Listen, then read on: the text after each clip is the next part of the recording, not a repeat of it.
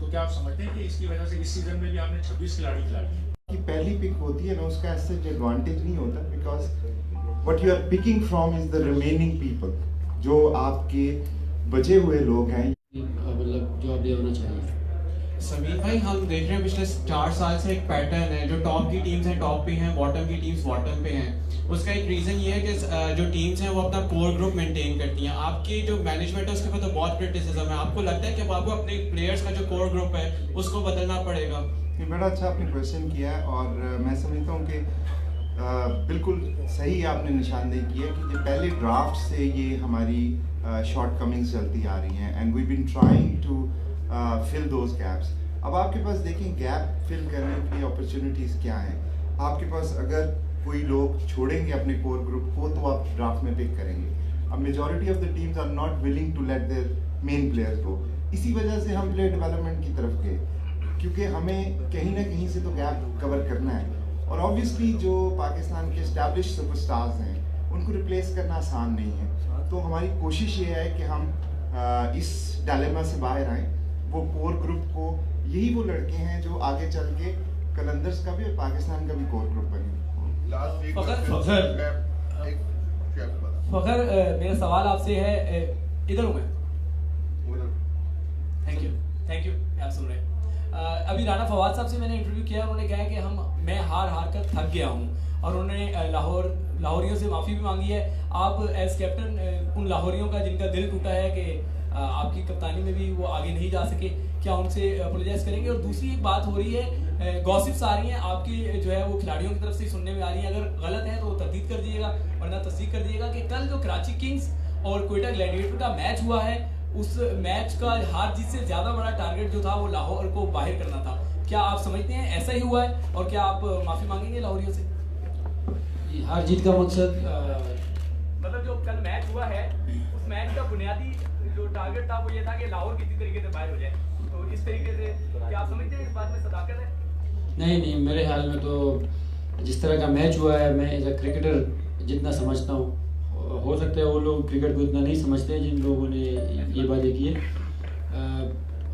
कोयटा की टीम ने बहुत अच्छी फाइट की है और लास्ट बॉल तक उन्होंने मतलब एफर्ट किए, तो मेरे ख्याल में तो ऐसी कोई बात नहीं है। और दूसरा, माफ़ी अगर फवाद भाई ने मांग ली है तो वो बहुत है।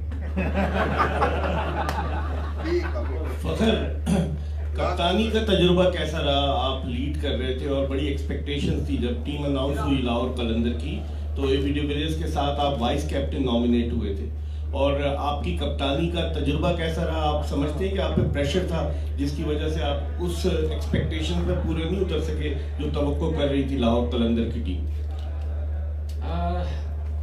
देखिए, मेरे लिए एक नया चैलेंज था बिल्कुल, और अगर टीम उस तरह परफॉर्म नहीं कर रही, और अगर आपके टीम का उस तरह बैलेंस भी नहीं बन रहा, क्योंकि काफ़ी प्लेयर हमारे इन आउट हुए, कुछ इंजरीज की वजह से, कुछ उनके अपने मतलब नेशनल ड्यूटी की वजह से, तो थोड़ा सा मुश्किल था। और मैंने बहुत कुछ सीखा भी है, लेकिन और वाकई मुझ पर प्रेशर भी आया है कि अगर आप हारते हो तो आप ये नहीं कहते कि मुझ पर प्रेशर नहीं आया, मुझ पर प्रेशर भी था। और काफ़ी सारी ऐसी बातें थी जो मैंने सीखी भी है, और मैं कोशिश करूँगा कि फ्यूचर में उसको पहले अप्लाई भी करूँ कहीं ना कहीं। लास्ट 2 क्वेश्चन सर, ये बताइएगा कि जिस तरह कहते हैं कि पाकिस्तान टीम की कप्तानी में बहुत प्रेशर होता है, एज अ फ्रेंचाइज कैप्टन कितना प्रेशराइज होते हैं, क्योंकि खासतौर पे लाहौर के कप्तान हर कोई एक्सपेक्ट कर रहा होता है कि इस इवेंट में तो लाहौर पड़ जाएगी। दूसरा सवाल ये कि कल शिनवाड़ी से सवाल हुआ तो उन्होंने कहा कि यूएई में तो ऐसा लगता था कि 22 लोग खेल रहे हैं, दुनिया ही बदली हुई लगती थी, तो कराची में आके आपको कैसा लगा क्राउड के साथ? देखिए, आज डे मैच था, हालांकि 2 मैच है, कराची का दूसरा मैच है, और आपने देखा कि डे मैच में भी ऑलमोस्ट स्टेडियम फुल था, तो ये तो बहुत अच्छा साइन है हमारे लिए कि हमारे लोग क्रिकेट को इतना फॉलो करते हैं और इतना सपोर्ट करते हैं, दोनों टीमों को सपोर्ट कर रहे थे। और एज अ फ्रेंचाइज कैप्टन कितना प्रेशर होता है, क्योंकि कहते हैं पाकिस्तान टीम की कप्तानी तो बहुत प्रेशर होती है, फ्रेंचाइज कैप्टन के तौर पे आप कैसा? देखिए, बहुत प्रेशर तो होता है मेरे ख्याल में, क्योंकि मैंने पाकिस्तान टीम में भी देखा है, सेवी भाई जब करते हैं, खैर सेवी भाई तो अलग ही टाइप के कप्तान है वो, लेकिन ये कि थोड़ा बहुत प्रेशर मैंने फील किया फिर 2 मैचों के बाद, क्योंकि हमारी टीम जब हार रही थी उसके बाद मुझे फील हुआ कि मतलब हमारी टीम में काफ़ी सारी जो कमियां हैं और लाजिम सी बात है जब आप हार दें तो आपको थोड़ा बहुत होता है और मुझे भी हुआ।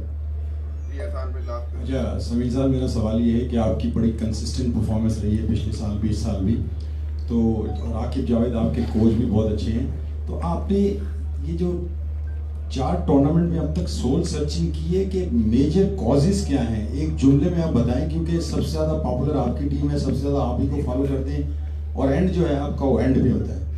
ये आपने मुश्किल सवाल किया मेरे से कि एक जुमले में बताऊं 4 साल की स्ट्रगल। मेरे ख्याल में उन्होंने एक सवाल मेरे से पूछा था कि जो पहला सीज़न था उसमें एक कोर ग्रुप हमारा इस्टेब्लिश हुआ था, वो core group was not able to perform. उसी कोर ग्रुप की और उसकी रीज़न थी, I am not trying to give you excuse, but अगर आप देखें तो लाहौर की 5वीं पिक थी, लास्ट पिक पहले सीजन, उसके मुताबिक आपकी टीम डेवलप हुई, वो कोर की गैप्स को आज तक हम फिल कर रहे हैं। अगर आप मेरे से मेरा एक तजिया पूछें तो मेरा पर्सनल ओपिनियन ये है कि वहाँ पे हम लैक कर रहे हैं, जिसको हम आहिस्ता आहिस्ता फिल कर रहे हैं। सोहेल अख्तर देखें, he came good, Fakhar came to Qalandars first, इनका पहले सीजन में भी था ड्राफ्ट में नाम, लेकिन कलंदर्स ने इनको अपना प्लेटफॉर्म दिया और he become a superstar. Shaheen Afridi आए, इस दफ़ा हारिस रऊफ आए, तो ये गैप डेफिनेटली हैं, हम उनको आइडेंटिफाई कर रहे हैं, लेकिन हमारी मजबूरी ये होती है कि जो ड्राफ्ट में प्लेयर अवेलेबल होते हैं, जो बाकी टीमें छोड़ती हैं, उसमें से हम प्लेयर ले सकते हैं। लेकिन पाकिस्तान में जितना टैलेंट है और अभी जो हमारे प्लेयर डेवलपमेंट प्रोग्राम में 3 साल में जो हमें टैलेंट नज़र आया है, मुझे बहुत उम्मीद है कि ये आने वाले सालों में ये मुस्तकिल मिजाजी ख़त्म हो जाएगी और ये नंबर 1 की तरफ से